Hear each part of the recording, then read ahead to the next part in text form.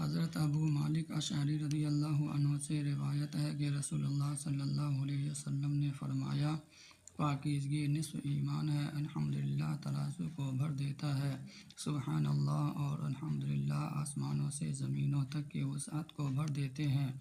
نماز نور ہے، صدقہ دلیل ہے، صبر روشنی ہے۔ قرآن تمہارے حق میں یا تمہارے خلاف حجت ہے۔ ہر انسان دن کا آغاز کرتا ہے تو کچھ اعمال کے عوض اپنا سودا کرتا ہے، پھر یا تو خود کو آزاد کرنے والا ہوتا ہے یا خود کو تباہ کرنے والا۔